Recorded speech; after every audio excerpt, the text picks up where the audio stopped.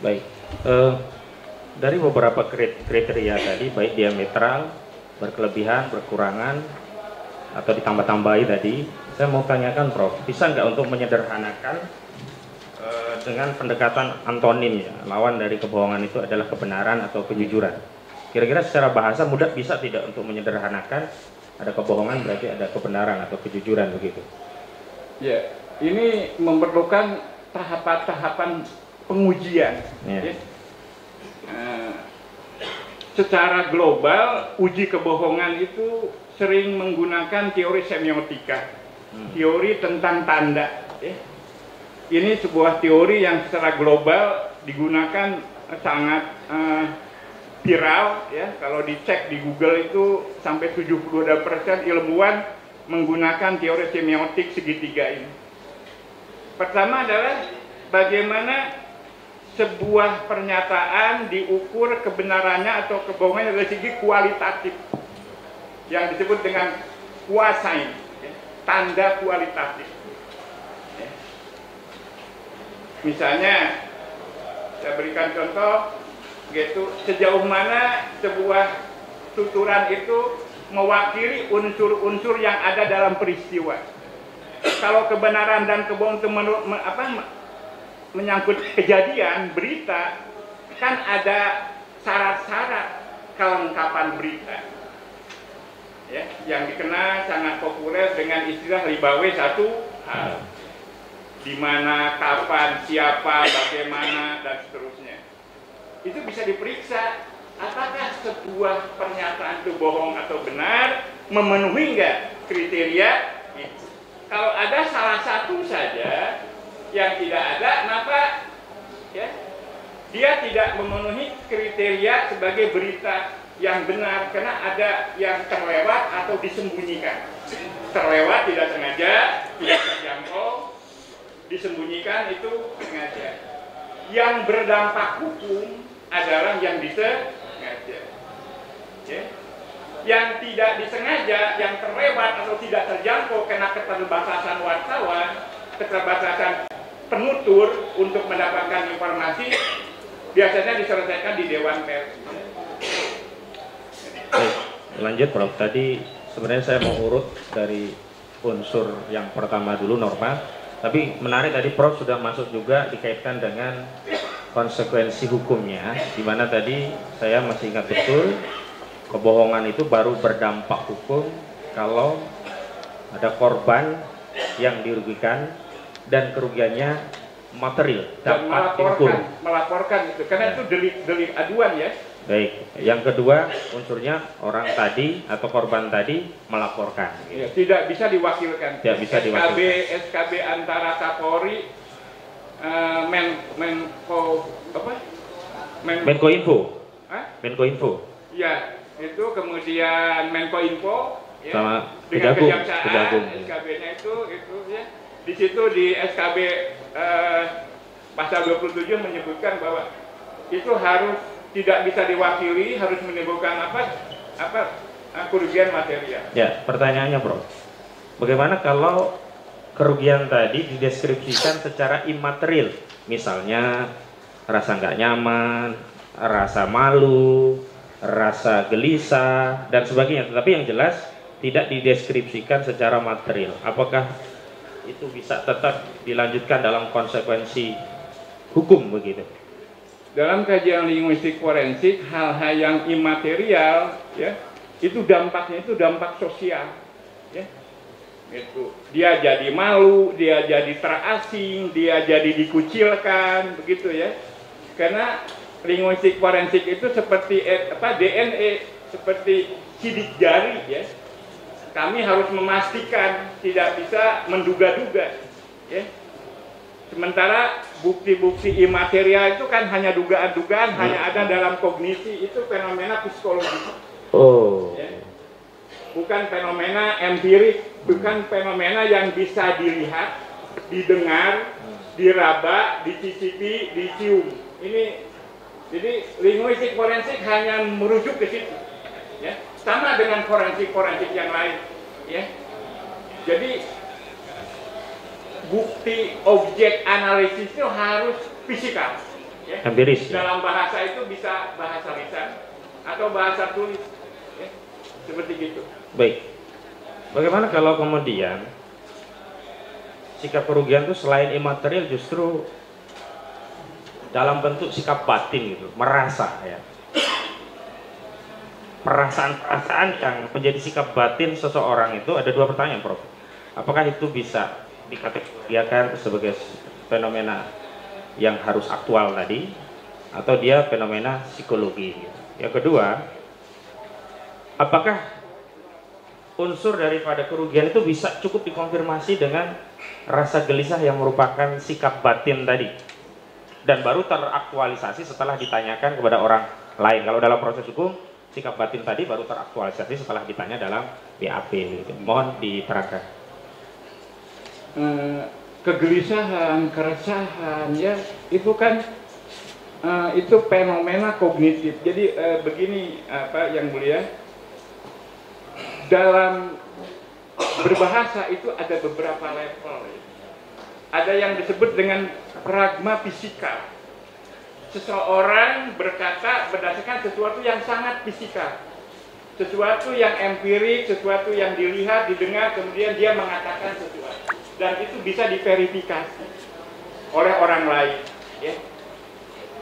Naik dari fisikal, orang berbahasa bukan hanya fisikal, tapi kognitif. Apa yang dipikirkan, yang dirasakan, dikatakan. Ya. Seperti itu. Itu nggak kelihatan kan? Ini biasanya ini merupakan kajian forensik psikologi, ya. Sejauh mana sebuah gejala-gejala yang muncul ke permukaan itu menunjukkan kondisi kognisi atau perasaan tertentu. Level ketiga, orang berbahasa karena pragma sosial, konvensi, kesepakatan, ya. Kebiasaan, segala macam. Ya. Dan bahasa itu pada dasarnya adalah konvensi. Seperti itu. Dan yang terakhir, pragma religius. Ya. Orang berbahasa karena keyakinan. Nah ini nggak bisa diverifikasi. Ya. Itu ya. Karena yang tahu persis, ya, itu ya. Bahasa sebagai representasi keyakinan itu hanya dia sendiri dengan Tuhannya. Gitu ya. Jadi kita nggak bisa mendefinisikan sesuatu yang datang dari konsep agama itu sewenang-wenang kita tafsirkan dengan tafsir kita. Jadi level-level itulah. Nah, ketika ada fenomena kegelisahan dalam kajian linguistik forensik itu wilayah non hukum, ya. Non hukum ya. Yang nggak terukur, soalnya ketika masuk wilayah hukum, bagaimana kita mengukur fenomena kegelisahan? Itu. Baik, saya lanjutkan, Prof. Lain dengan kerusuhan misalnya, ya. Itu fisikal. Terukur lagi. Terukur, rusuh, siapa pelakunya, di mana, kapan, itu bisa ini. Ya. Baik. Kerusuhan. Itu. Karena kerusuhan itu fenomena sosial, sementara kegelisahan itu fenomena psikologi. Ada di benak manusia. Baik. Kami lanjutkan pada unsur selanjutnya, Prof. Di pasal 14 ini ada unsur menerbitkan. Secara bahasa, frasa menerbitkan itu apa pengertiannya, Prof? Itu padanan dari mempublikasikan. Ya. Nah, itu. Artinya sesuatu yang tadi, ya, itu padanannya sama dengan menyebarkan. Menyebarkan. Ya. Hanya dalam kata menerbitkan. Menerbitkan itu mengandung makna penggandaan. Ya. Jadi sesuatu itu diperbanyak. Kalau menyebarkan bisa hanya satu lembar, ya, nyampaikan satu orang. Kalau menerbitkan, ini ada aspek kuantitatif, ya, sekian banyak, gitu, ya. Biasanya seperti itu. Baik, ini yang unsur yang paling penting lagi ingin kami tanyakan adalah frasa atau ungkapan keonaran, karena ini yang memang dari kemarin kami perlu penjelasan secara linguistik, karena di dalam pasal juga tidak ada penjelasannya begitu. Apa yang dimaksud dengan keonaran, khususnya nanti kalau dikaitkan dalam proses pidana begitu, sebagaimana keahlian Prof selaku ahli linguistik forensik. Keonaran itu bentuk dasarnya onar, yaitu bentuk verbal, sebuah tindakan. Itu ya, dalam kategori linguistik forensik itu speech act ya. Artinya sesuatu ungkapan verbal yang bisa diukur dalam perilaku onar itu. Artinya sesuatu yang bisa diperiksa, dilihat, didengar, ya itu terjadi. Sementara ketika bentuknya adalah keonaran, ini menjadi adverb, ya, menjadi situasi dan kondisi, ya, yang cenderung mengganggu ketertiban umum. Ini onar. Itu, ya. Jadi di situ ada ketertiban umum. Jadi onar itu cenderung berlangsung di ruang publik, ya. Dan nggak sendirian. Tidak ada keonaran kalau hanya sendiri. Ya, berjamaah ini onar itu. Ya. Baik, saya kaitkan keonaran ini tentu dalam konteks peristiwa. Pertama ini Undang-Undang tahun 46 dan peristiwanya keonaran tadi, bisakah keonaran tadi kita anggap hadir dalam suatu peristiwa kalau yang pertama itu menimbulkan gelisah. Jadi ada semacam sinonim seolah-olah keonaran itu sama dengan rasa gelisah. Yang kedua, keonaran tadi tidak muncul di ruang publik, ruang nyata, ruang konvensional, tapi di ruang digital. Sebagaimana kita ketahui saat terbitnya undang-undang ini dulu belum ada atau tidak ada ruang digital. Keonaran di ruang digital misalkan pro kontra komentar di dalam suatu ujaran yang dianggap itu menimbulkan keonaran. Yang ketiga, saya juga ingin konfirmasi apakah suatu keonaran tadi terkonfirmasi dengan adanya demonstrasi. Jadi tiga hal ini Prof, tolong, apakah keonaran itu muncul dalam bentuk rasa gelisah, yang kedua di ruang sosial media, tadi Prof katakan harus di ruang konvensional, yang ketiga apakah bisa suatu aktivitas demonstrasi itu mengkonfirmasi adanya keonaran. Begitu. Baiklah, Undang-Undang nomor 14 1 tahun 1946, nomor 1 ya, pasalnya 14 46 ya. Itu memang ada di situ kata keonaran ya. Itu dari segi linguistik forensik itu berasal dari kata onar ya. Dan kalau kita konfirmasi pertama ya, ketika saya menganalisis itu KBBI untuk mendapatkan makna leksika ya. Saya tidak menemukan di KBBI ya, ketika diklik onar itu ada turunan gelisah, nggak ada. Sama sekali tidak ada ya? Sama sekali tidak ada. Anak kata dari itu nggak ada ya? Jadi penjelasan dari kata onar itu di KBBI tidak ada kata gelisah. Ya. Yang ada adalah tindakan, kejadian, ya, yang berlangsung di tempat umum. Ya. Itu leksikalnya. Tapi untuk memahami sebuah kata tidak cukup dengan leksikal saja. Harus dianalisis juga konteksnya, kapan, di mana, siapa, ditujukan kepada siapa kata itu, ya, itu akan berubah, bertambah, bergeser di makna. Nah, makna keonaran saya uji petik lewat Google, ya, itu dari masa terbitnya kata onar itu dalam draft hukum tahun 46 sampai hari ini, ya, itu hanya muncul ya dalam berita di Detikcom, di majalah Pista tahun 85, ya, di Harian Abadi tahun 64, berkaitan dengan kejadian kriminal ya dan huru-hara yang dilakukan oleh anak-anak muda dan para begal. Itu aja. Nggak ada kata onar digunakan misalnya untuk demo, nggak ada. Saya nggak menemukan, ya. Itu bisa diuji di Google, ya. Nah, terakhir saya dapat di majalah Vista misalnya kata onar itu dipertunjukkan musik Good Bless, ya, gitu.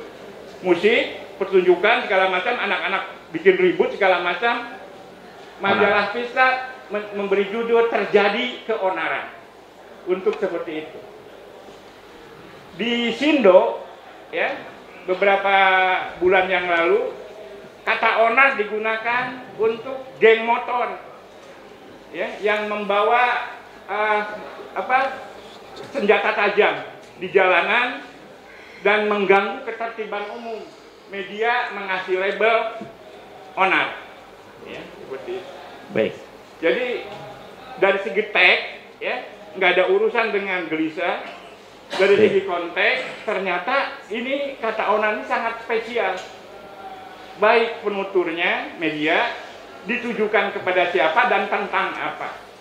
Karena itulah lapisan-lapisan yang memang lazim terjadi dalam analisis linguistik forensik untuk mengidentifikasi sejauh mana teks itu berdampak hukum ketika diverifikasi ke peristiwa. Seperti itu. Baik, saya ingin mengkonfirmasi Prof. Prof tadi sudah jelaskan bahwa keonaran itu harus hadir di ruang nyata, ruang konvensional. Nah, pertanyaan kedua tadi setelah masalah gelisah, yang kedua, apakah pro kontra di ruang sosial media ditandai dengan adanya komentar beragam, komentar yang berseberangan, itu bisa dianggap bagian dari keonaran? Ini di sosial media, Prof, bukan di ruang konvensional. Nah, saya memang saya peneliti khusus penggunaan bahasa di ruang virtual. Disertasi saya tentang itu, ya. Tentang kata terorisme di berbagai media di Indonesia, ya, gitu. Dan bagaimana respon publik terhadap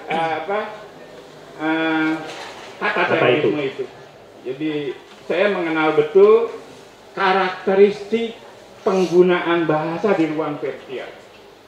Ada dua kategori yang mulia di situ. Ada konteks media dengan segala macam teknologinya. Ada konteks situasi komunikasi. Ya. Jadi konteks media di ruang virtual itu berbeda dengan konteks media di ruang konvensional. Ya. Karena ada bantuan teknologi yang nggak bisa terjadi di ruang konvensional. Misalnya komunikasi sinkronis, asinkronis, ya, pilihan kata, tematik dan sebagainya itu dipengaruhi oleh bagaimana media memfasilitasi itu semuanya.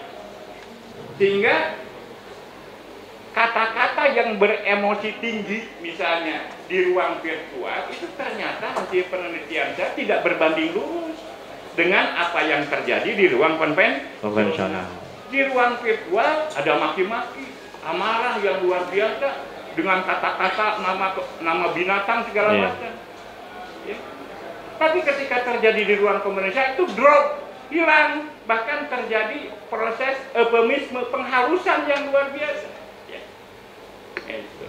Makanya saya merekomendasikan dalam beberapa kasus penggunaan bahasa di ruang virtual, analisis dampak hukumnya tidak bisa disamakan dengan analisis penggunaan bahasa di ruang konvensional.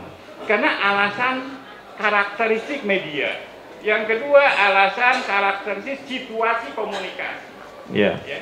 Situasi komunikasi di ruang virtual berbeda dengan situasi komunikasi di ruang konvensional. Misalnya soal relasi kuasa. Ya. Itu. Saya rakyat biasa, Pak Jokowi presiden, maaf. Ya. Di ruang konvensional tentu saya akan menggunakan sejumlah perangkat sebagai posisi sebagai rakyat kepada presiden. Saya determinan, Pak Jokowi pasti dominan dengan kepresidenannya. Di ruang virtual saya bisa leluasa, ya. Apalagi kalau pakai anonim. Sebagai sahabat, begitu ya. Sebagai teman. Dengan komentar, bahkan bisa mungkin saja kalau saya marah, saya tunjukkan emosi saya. Kenapa? Tidak face to face, tidak berhadap-hadapan. Jadi pengaruh situasi komunikasi di ruang virtual itu sangat signifikan. Baik, ya. Saya kembalikan kepada makna kontekstual. Kalau leksikal sudah jelas nggak masuk, kontekstual saya mau kaitkan begini, Bro. Undang-Undang Nomor 1 Tahun 1946 itu kan pasti ditujukan untuk keonaran di ruang konvensional. Nah, hari ini misalkan ada anggapan bahwa keonaran itu terjadi di ruang virtual. Apakah sesuai dengan keterangan Prof tadi, apakah ini tetap bisa dipaksakan?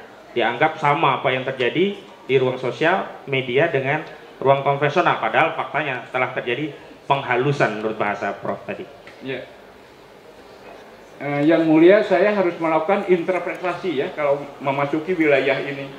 Karena ada dua data yang berbeda penggunaan bahasa pada waktu undang-undang itu terbitkan kemudian diberlakukan sekarang. Ya. Saya melihat munculnya undang-undang ITE 2008 yang kemudian direvisi 2016 ya. Itu adalah fenomena yang sangat cerdas dari segi linguistik forensik. Ya.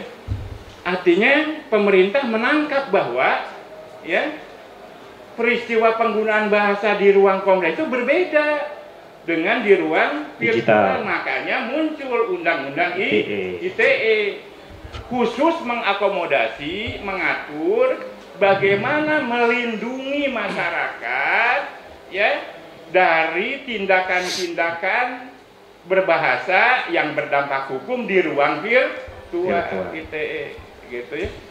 Ini bisa dikonfirmasi ke ahli pidana misalnya, apakah sejauh mana itu, karena saya melihat ini nggak bisa disamakan gitu ya, seperti itu. Kedua, analisis historis ya.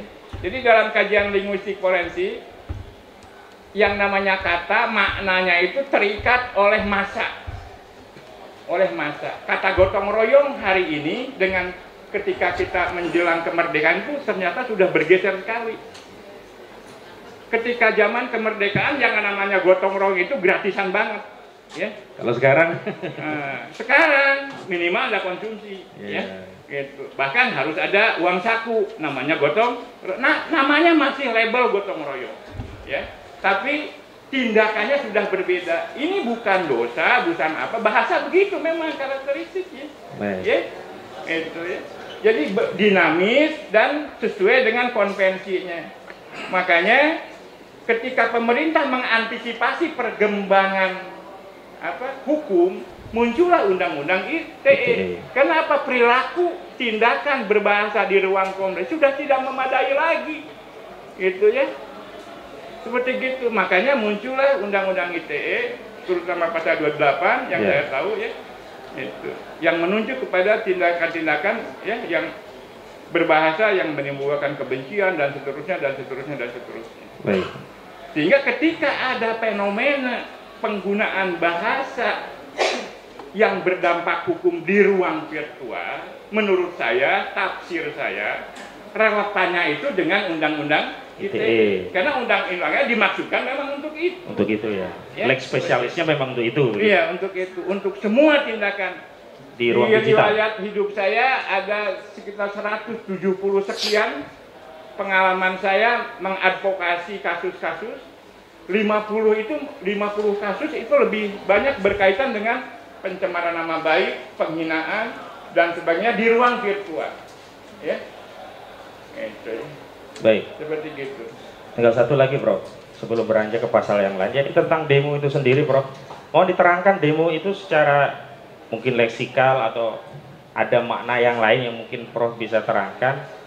Apa maknanya, apakah halal demo dan seterusnya. Yang paling penting adalah kami ingin tahu apakah adanya suatu demonstrasi itu mengkonfirmasi adanya satu tindakan keonaran. Silakan. Demo ini itu kosakata asing ya, itu berasal dari bahasa Latin. Kata dasarnya demos, ya. Bisa demonstrasi, bahkan berdekatan dengan demokrasi, ya. Itu sama kata-kata dasarnya. Kalau demokrasi, demosnya itu rakyat, ya. Krasi itu pemerintahan, kekuasaan.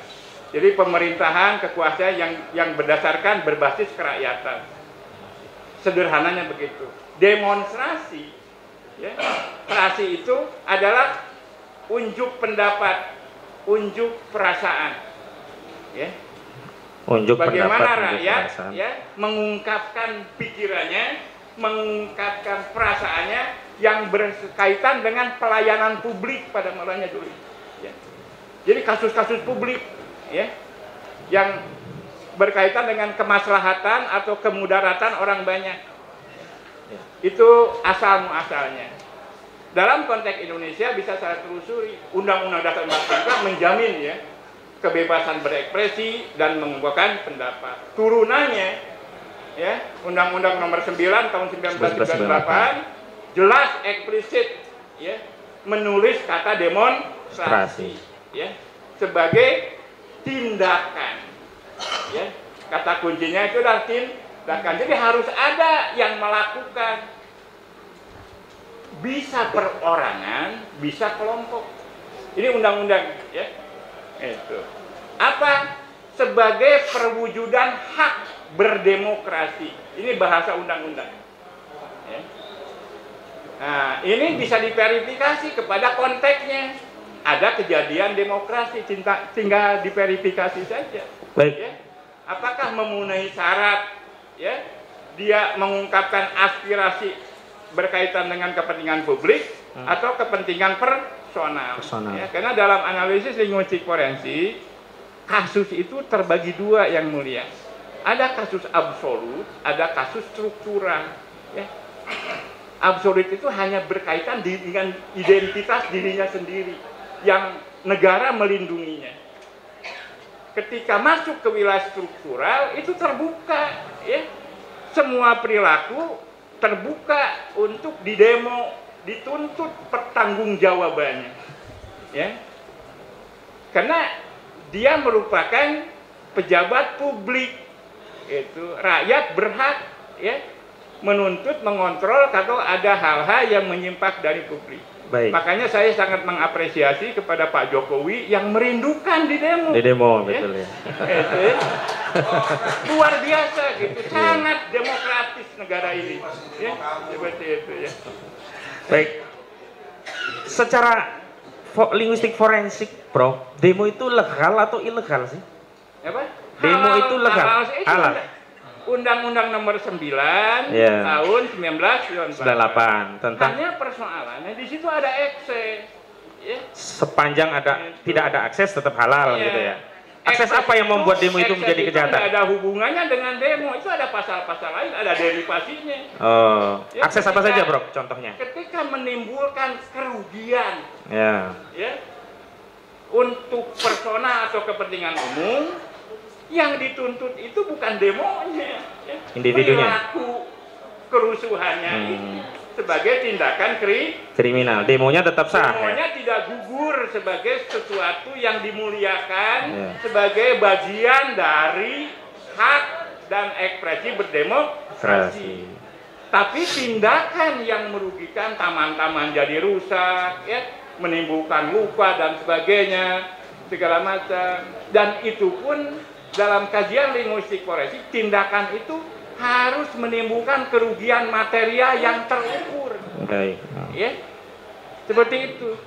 Baik, Bro. Ini ada peristiwa demo tadi sah, ada pemberitahuannya, tidak ada kerugiannya, bahkan aspirasinya ditampung, bahkan aparat kepolisian juga ikut menjaga. Sama sekali itu tidak ada akses kejahatannya, gitu. Kalau ada akses kejahatannya, paling tidak akan dibubarkan oleh aparat penegak hukum. Ini demonya tidak dibubarkan sama sekali, tidak ada akses kejahatan.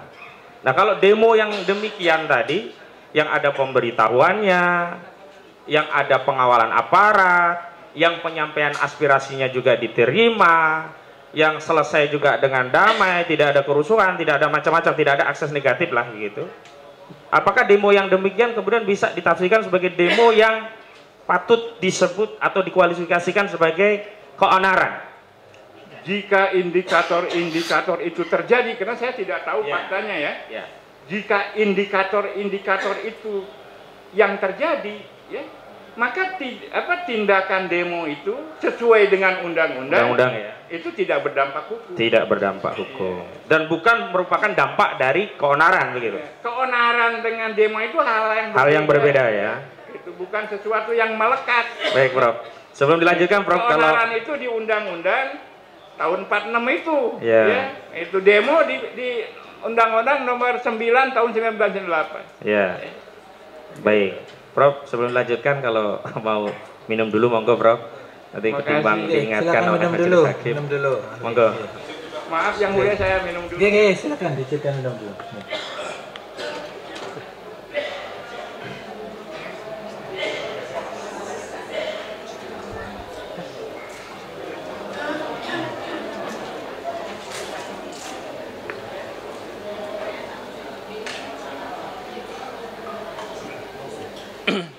Izin Yang Mulia untuk melanjutkan.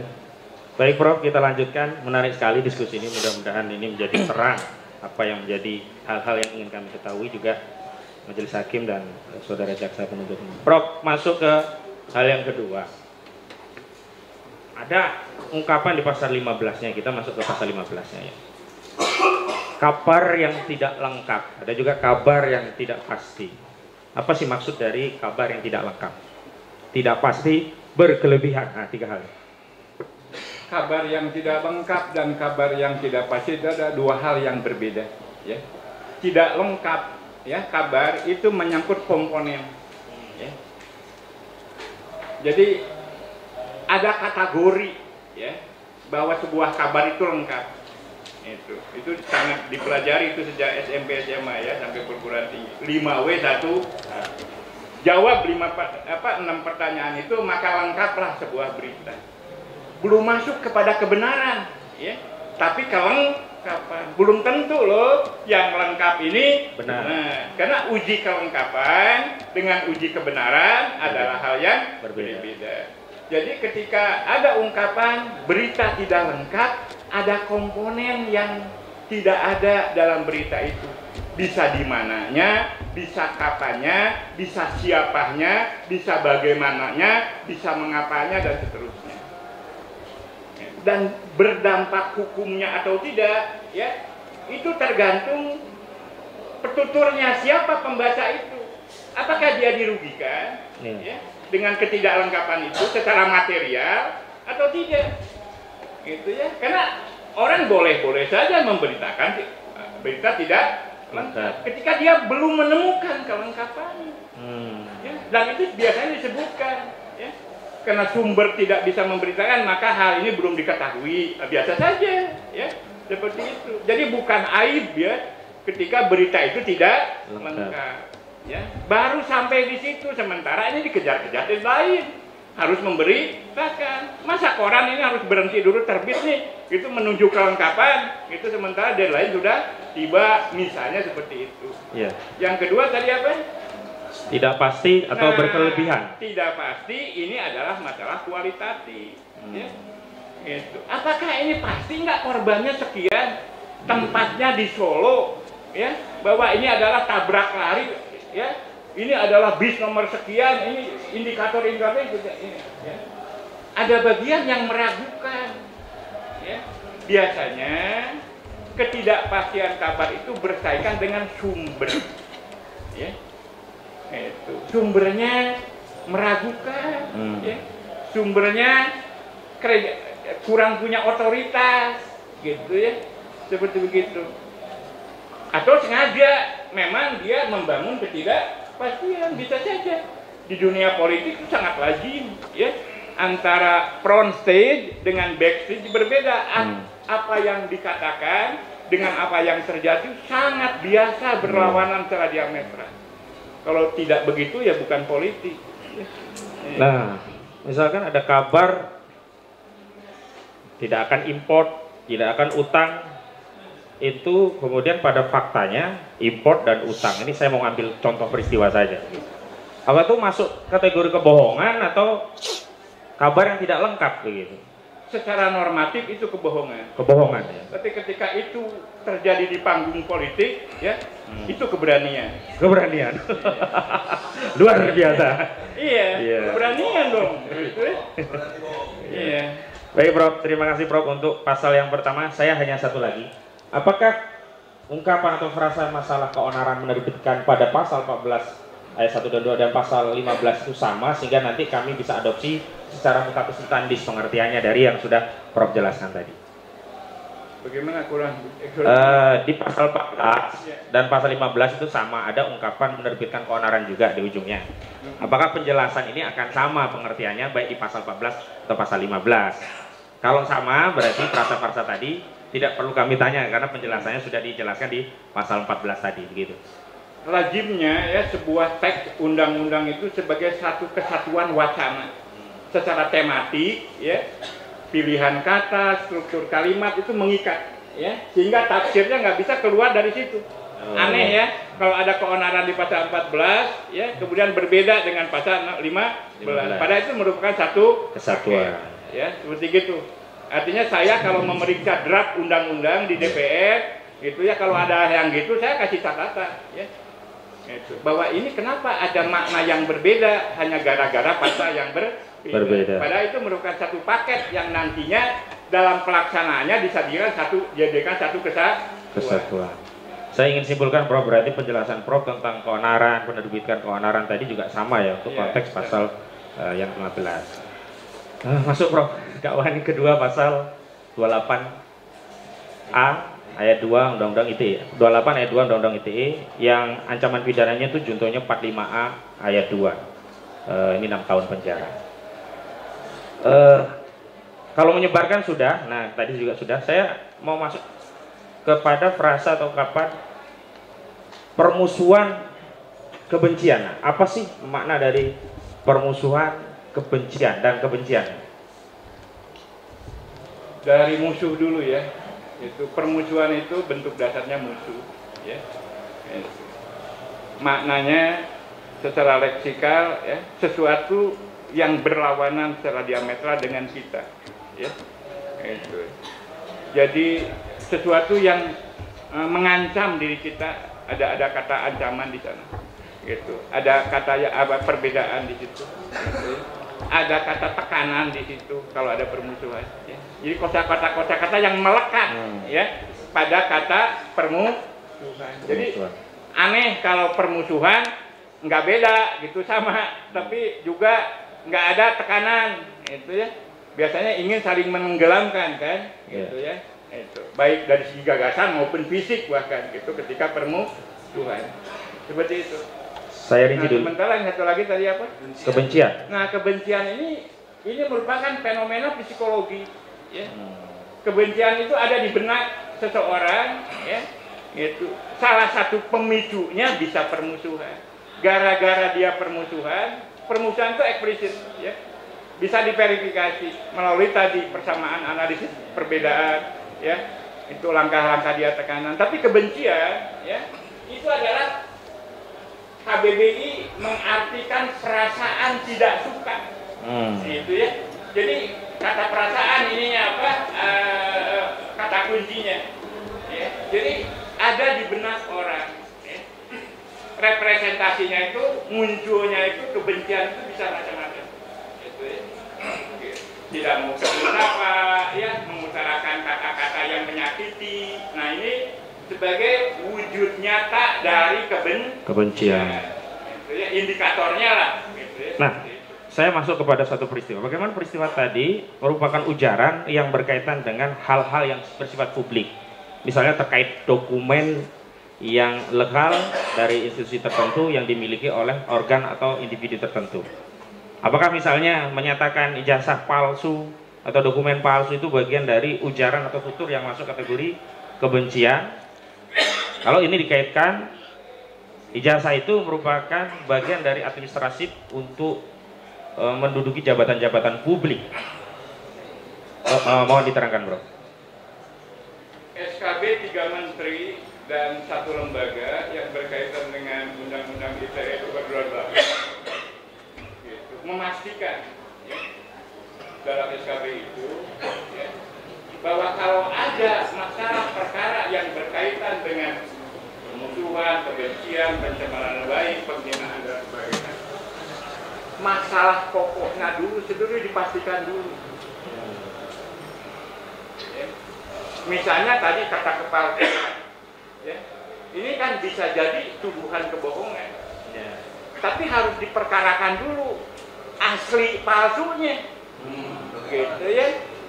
Karena dalam kaidah linguistik forensik, keaslian dan kepalsuan merupakan fenomena fisikal ya, harus secara fisik yang bisa diverifikasi secara empirik. Sesuatu itu palsu atau asli, seperti itu. Dengan cara menghadirkan yang asli. Seperti itu, nggak ada cara lain ya dalam pragma fisikal gitu ya. Kalau ternyata kepalsuan itu perbedaan, hanya ada yang berbeda segala macam, ini ditunjukkan ahli, ya. Terkait perbedaan tadi ya. Nah, kalau ada Perbedaan. kenapa ada perbedaan tahun, perbedaan tanda tangan, perbedaan nama, segala macam, itu ini ada ahlinya. Termasuk perbedaan jenis kertas, tinta, misalkan. Segala macam. Saya termasuk ahli yang berkaitan dengan tulisan, tapi ahli yang berkaitan dengan jenis kertas, ya, dengan penomoran, dengan stempel, saya nggak tahu. Ya. Itu verifikasi kedua ya, tapi yang pokok harus dihadirkan aslinya. Ya. Itu sifatnya taksonomis. Oh. Taksonomis itu wajib ditempuh langkah pertama dulu. Ya. Karena kalau langkah pertama tidak dilakukan, langkah berikutnya nggak perlu lagi. Oh. Nggak perlu lagi. Baik, Prof. Tadi kan ada fenomena sosial juga, dinamika di tengah masyarakat. Ya berbeda itu kan belum tentu bermusuhan, begitu. Misalkan kalau kita bicara tentang perbedaan antara Rusia dan Ukraina dalam perang yang terjadi hari ini, bisalah kita kategorikan itu permusuhan. Karena memang mereka perang dan sedang bermusuhan. Bagaimana kalau konteksnya itu perbedaan dalam konteks kritik terhadap ya syarat-syarat dari pejabat publik yang itu merupakan domain publik, begitu loh. Apakah bisa ini dikatakan motif yang sifatnya memusuhi atau permusuhan, begitu? Onggot, Prof, perangan. Itu diakomodasi oleh undang-undang ya. Undang-Undang Dasar 45 eksplisit ya menyebut ya kebebasan berekspresi, berserikat, berkumpul dan menyatakan pendapat ya. Ya. Jadi perbedaan itu halal, sah, gitu ya. Termasuk misalkan hari ini ada Partai Demokrat tidak sama dengan PDIP, biasa saja, bukan berarti bermusuhan ya. Gitu ya. Ya. Tadi kalau Misalkan permusuhan ya, itu ada pada level berlawanan secara diametral, hitam putih. Hitam putih. Ya, permusuhan itu. Makanya ada gradasinya. Dari permusuhan itu dari yang bertentangan dengan perbedaan, dengan penambahan, dengan pengurangan, itu lebih gradasinya lebih rendah ya, seperti itu. Apakah halal bagi seorang warga negara dalam kedudukannya sebagai warga negara itu punya perbedaan pandangan dengan otoritas kepala negara dalam hal dokumen tertentu yang itu merupakan dokumen publik? Misalnya dokumen itu menjadi syarat untuk menduduki jabatan tertentu, jabatan publik, entah itu presiden, menteri, entah itu kepala daerah, bupati, wali kota, gubernur dan seterusnya, Bro. Dalam kajian linguistik forensik harus dipastikan dulu ya, apakah pelakunya itu personal ya, atau dalam konteks SOP dia, dalam konteks merupakan tanggung jawab dia dalam pekerjaannya. Ketika itu masalah pribadi ya, itu masuk wilayah sara, bisa kena sanksi hukum. Kalau yang diujar itu pribadinya ya, perilaku pribadinya. Perilaku pribadi. Ketika perilaku yang menyangkut kebijakan publik ya, itu sangat terbuka. Undang-undang membuka ruang selebar-lebarnya ya kepada pejabat publik ya untuk ya menerima berbagai macam pendapat termasuk yang berbeda. Ya, karena itu merupakan hak dan kewajiban rakyat dalam berdemokrasi. Ini saya mengutip bahasa undang-undang ya. Undang-Undang Nomor 9 tahun 1998. Jadi bukan pendapat saya, tapi itulah yang terjadi. Nah, baik, menurut ketentuan Undang-Undang Nomor 9 tahun 1998 tentang kemerdekaan menyampaikan pendapat di muka umum, di sana kan ada jenis-jenis penyampaian pendapat umum ya, termasuk demonstrasi ya, ada pawai, ada orasi ilmiah dan seterusnya begitu. Pertanyaan kami, apakah pendapat yang juga disampaikan di ruang publik dalam hal ini ruang sosial media, lebih spesifik melalui YouTube, itu juga termasuk yang dilindungi oleh undang-undang sebagai bagian dari kemerdekaan menyampaikan pendapat di muka umum? Nah, kita lihat dulu ya, di ruang virtual itu ada beberapa macam karakteristik kanal ya.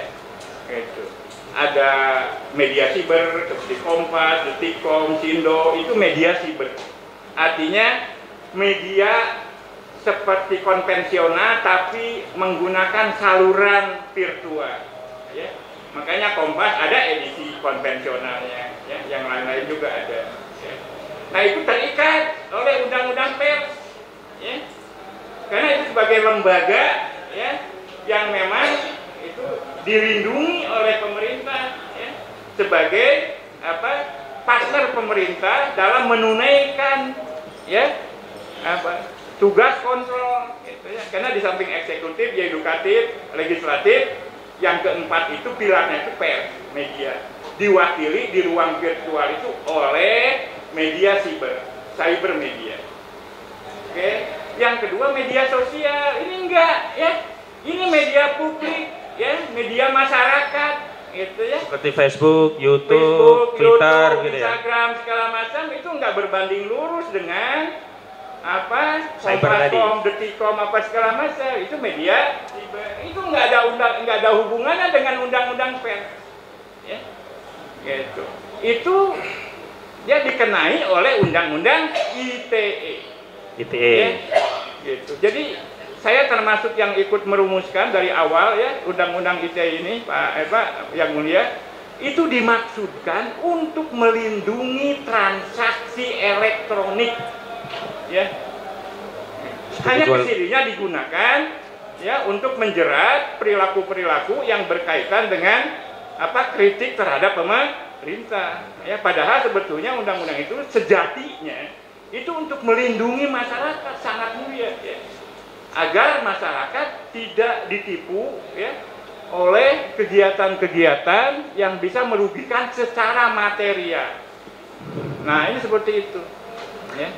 Saya ingin tegaskan, Prof, berarti Prof berpendapat bahwa segala ujaran yang masuk di sosial media itu tunduknya harusnya undang-undang ITE secara spesialis, ya? Iya. Tidak bisa digunakan undang-undang konvensional. Tadi karena secara keilmuan, ya, karakteristiknya itu berbeda, ya, bukan bertentangan, tidak bertentangan. Ada beberapa persamaan, tapi berbeda, gitu ya. Makanya muncul undang-undang itu.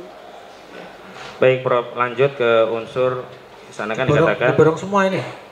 Diborong semua, yang lain nggak dikasih. Ini masalahnya teorinya dulu, nanti kawan-kawan masuk ke faktanya dulu. Iya, atau diborong semua pertanyaannya. Khawatir nanti tidak nyambung, ya, gitu. Mungkin saya juga sedang menikmati ini. Dibagi sama teman-temannya lah. Ya. Moga-moga. Silakan. Ya.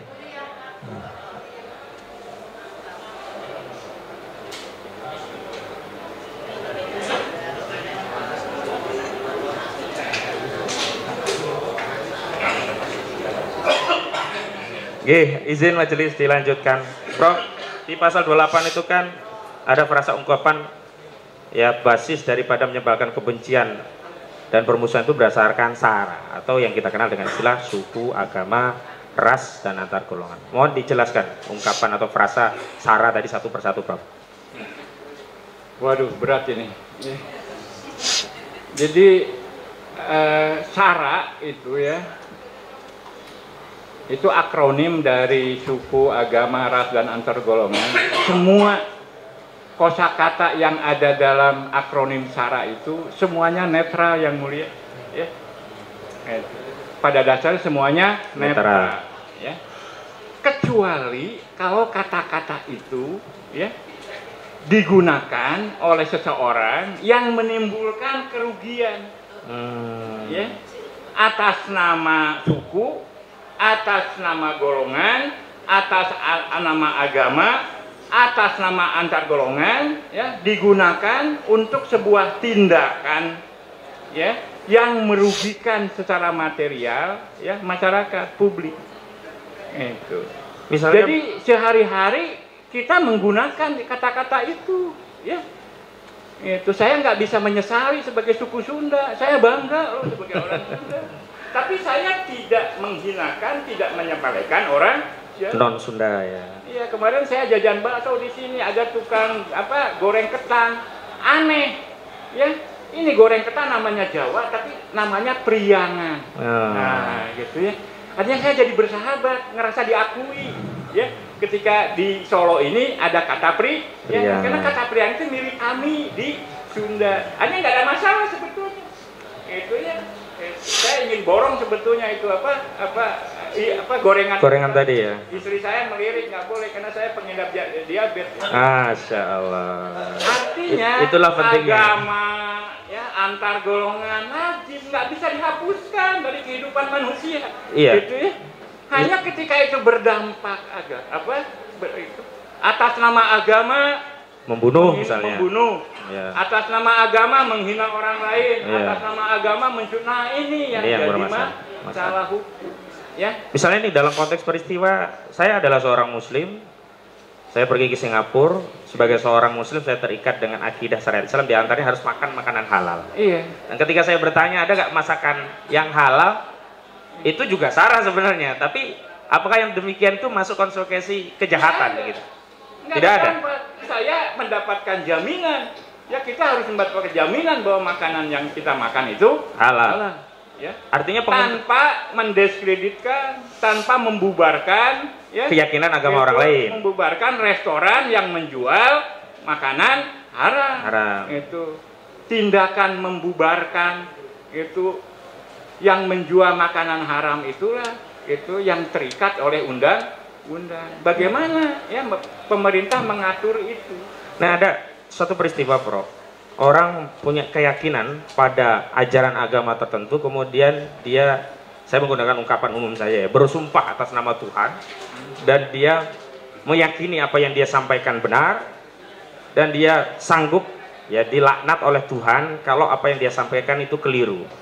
Apakah hal yang demikian juga adalah satu tindakan atau ujaran yang bernada sara yang masuk kategori kejahatan, atau ini biasa saja karena dia meyakini ajaran agamanya? Negara kita hidup di Indonesia nih ya, negara kita menjamin kebebasan ya untuk mewujudkan keyakinan agamanya masing-masing tanpa menimbulkan gangguan kepada pihak-pihak yang lain. Kita nggak boleh mengganggu dan kita juga nggak boleh diganggu. Itu jaminan, gitu ya. Itu yang muncul dari asas ketuhanan yang Maha Esa. Ya. Jadi rujukannya adalah, ya, itu adalah ideologi negara. Ya. Kita hidup ketika masuk ke Singapura mungkin beda, ya. Masuk ke Jepang beda lagi. Kita nggak bisa memberlakukan lagi, gitu ya, undang-undang yang berlaku di sini. Oh, saya orang Indonesia, itu saya ingin berperilaku sesuai dengan orang Indonesia, nggak bisa. Ya, nah, terikat oleh tempat dan waktu. Ya. Baik. Nah, ketika ada ada ini ya, ini dalam konteks peristiwa, saya tidak merujuk fakta tertentu karena nanti khawatir masuk pada perkara dan nanti ahli mengambil alih peran hakim begitu. Peristiwa tadi adalah upaya untuk meyakini ajaran agama dan mempraktikannya, tapi ternyata ada dampaknya, ada yang setuju, ada yang tidak setuju, ada yang memuliakan, yang menyetujui, mendukung, ada yang mencela. Apakah respon ada yang mencela, ada yang nggak nyaman, ada yang dukung, ada yang tidak mendukung, itu bisa berdampak? Ini bagian dari perilaku sara. Contoh lebih spesifik nih ya, ada orang meyakini memanjangkan janggut itu sunnah Nabi, lalu ada yang mencela, oh ini radikal teroris. Tapi ada juga yang mengatakan, oh itu orang ingin menjalankan sunnah. Artinya adanya celaan atau ada persetujuan atau tidak persetujuan itu bisa nggak dianggap sebagai konfirmasi adanya tindakan sara, perilaku sara sebagaimana pasal 28 Undang-Undang ITE ini? Dalam kaidah linguistik forensik, dalam konteks komunikasi, itu ya, gitu. Dampak komunikasi itu bisa positif, bisa negatif, dan bisa netral. Ya, bisa ambigu, nggak setuju, nggak menolak seperti itu. Gara-gara komunikasi. Kalau kita diem aja, nggak ada risiko komunikasi. Gara-gara kita ngomong, ya, kita harus siap, ya, berbeda dengan orang atau sama dengan orang, gitu ya. Jadi sesuatu yang natural, sesuatu yang melekat secara semantik itu merupakan semantik formal, ya. Seperti es itu dingin, api itu panas, ya. Berkomunikasi itu akan menimbulkan pro dan kontra. Semakin ya banyak isi komunikasi yang sesuai dengan konvensi publik, itu akan semakin rendah tingkat pertentangannya. Ya. Semakin kecil ya konvensinya, bahwa kita itu dengan lawan tutur kita itu semakin berbeda, maka kemungkinan bertentangan. itu hukum biasa bersihnya. saja. Ini sama dengan hukum bersih ekonomi, teori permintaan dan penawaran. Barang itu semakin banyak semakin murah, semakin sedikit semakin komunikasi juga gitu, ya. Gitu. Semakin sama persepsi orang segala macam, ya. Gitu. Kemungkinan terjadinya kesepakatan semakin tinggi. Ya. Dalam konteks konten ITE, nah konten itu kan saya tidak masuk apakah itu didistribusikan atau tidak, nanti ini sebenarnya ahli ITE dan sampai hari ini ahli ITE tidak dihadirkan gitu ya. Kami ingin fokus saja, apakah satu konten itu viral dianggap memenuhi unsur pidana hanya karena viral begitu? Nah ini tadi ya, makanya saya meneliti tentang karakteristik media di ruang virtual yang mulia. Viralisme itu merupakan indikator, ya, salah satu indikator popularitas, populis, bukan kebenaran. Awas ya, itu. Jadi kebenaran sebuah tuturan, ya, tidak diukur oleh viralisme, oleh banyaknya, ya, pendukung, ya, tapi oleh substansi isinya, seperti itu. Jadi viralisme ini sudah disalahgunakan, makanya muncul apa yang disebut sekarang ini era post-truth, ya, di mana kebenaran sudah berhenti karena kebenaran cenderung diukur melalui fenomena viralisme. Ini yang harus dilawan, ya, gitu. Kalau kebenaran diukur oleh viralisme macam apa, ya, itu bisa dikondisikan. Abu Janda yang paling benar kalau begitu. Beruntung para buzzer, para influencer, ya. Itu yang kerjanya sehari-hari memang memviralkan. Viralkan. Waduh. Baik Prof, saya rasa cukup untuk pasal 28 terakhir nih, yang pasal 156A KUHP. Walaupun sebenarnya analis spesialisnya ITE sudah tidak relevan kita membahas pasal-pasal konvensional, tapi tetap saya tanyakan karena dakwaan jaksa juga dengan pasal-pasal konvensional. 156A KUHP tentang penodaan agama. Apa sih yang dimaksud penodaan dan agama itu sendiri, Prof? Penodaan itu menurut kamu adalah sesuatu yang merendahkan dari sesuatu yang sejati, yang seharusnya. Seseorang atau kita menyebut, ya, bahwa agama itu sesuatu yang mulia, yang luhur, yang tinggi, ya. Kemudian disepelekan, dihinakan, direndahkan. Ini adalah gejala penodaan. Hanya penodaan juga fisikal, ya. Itu. Misalnya, ya, orang Swedia membakar Al-Quran, itu kan fisikal, ya? Itu adalah penodaan, ya, gitu. Maaf, yang sudah divonis oleh hakim, misalnya Ahok, ya, itu bicara tentang ayat sekian, itu kan perilaku. Terukur, bisa diverifikasi, ya, itu penodaan, ya, seperti itu. Jadi hal-hal yang fisika, mengotori masjid misalkan, ya, untuk oleh sesuatu yang sangat nista, oleh kotoran dan sebagainya, itu adalah penodaan, ya. Jadi penodaan itu absolut itu, ya, penodaan itu sesuatu yang mulia dibuat rendah, dibuat hina, dibuat seperti, sehingga ini menimbulkan korban. Siapa korbannya? Orang-orang yang memuliakan, yang punya agama tadi berarti. Jadi pelapornya itu ini korban-korban yang memang memuliakan agama, yang kemudian dia melaporkan orang yang menghinakan agama. Dibawa bukti penodaannya berupa apa? Verbal, bisa kata-kata verbal, atau non verbal, bisa berupa fisika.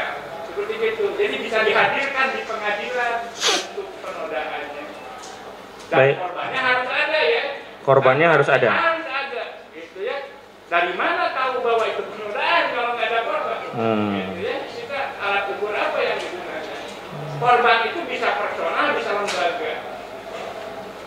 Misalkan MUI bisa melaporkan, ya, bahwa ini menodai segala macam karena punya otoritas. Ya.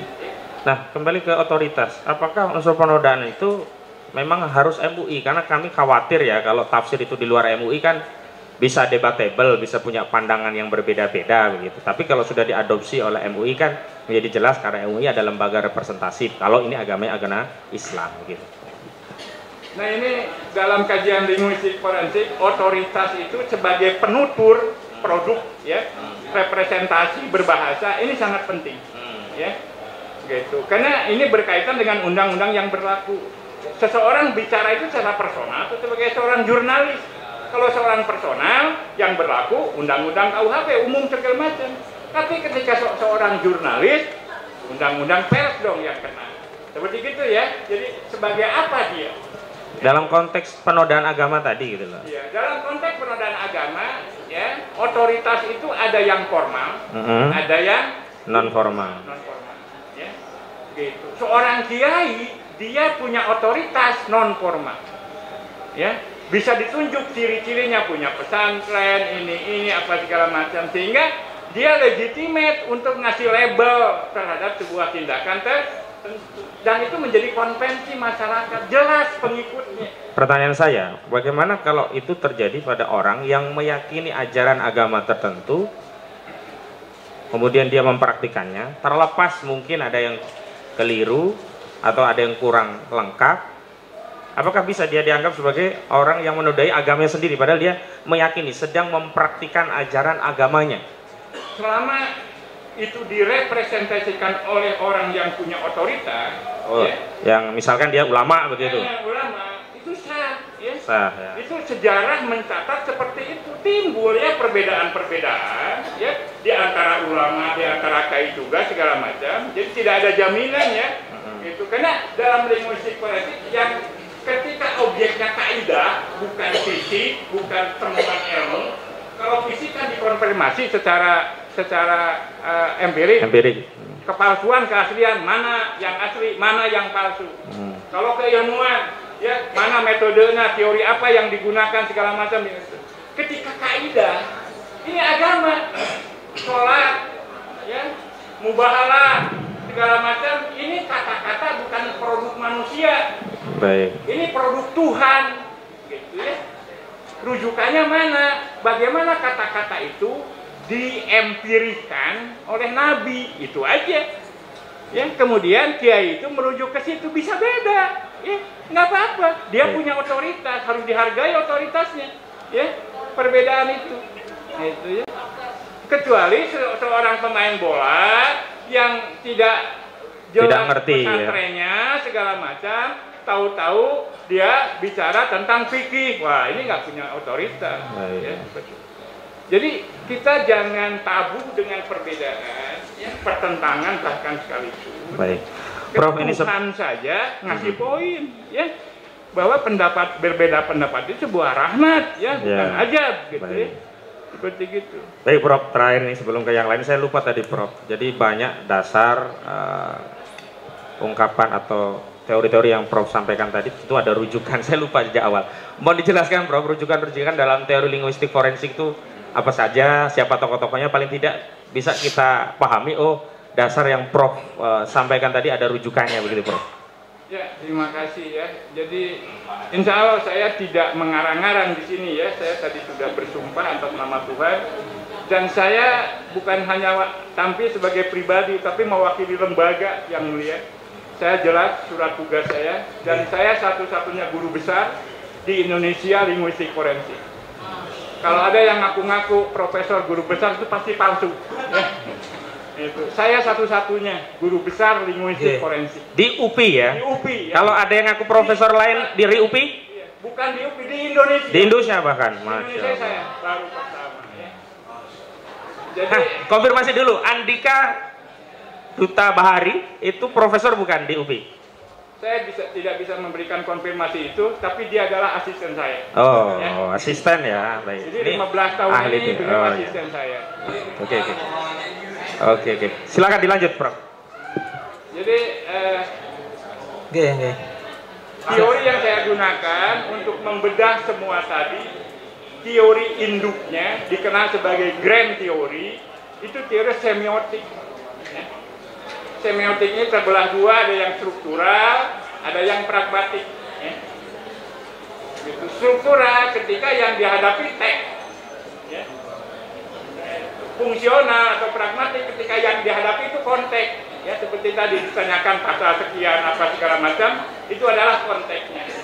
ada perbedaan, cenderung ada penambahan. Di samping itu, teori besar lainnya saya gunakan pragmatik, CDE juga, ya, karena menyangkut bahasa dalam kaitan dengan kekuasaan. CDE itu apa, Prof? Mohon dijelaskan. Jadi CDE itu critical discourse analysis, ya.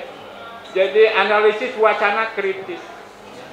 Artinya bagaimana kita memaknai, bukan hanya berhenti di teks, berlanjut juga ke konteks, bahkan berlanjut ke intertekstual, menghubungkan antara teks lain dengan teks lain.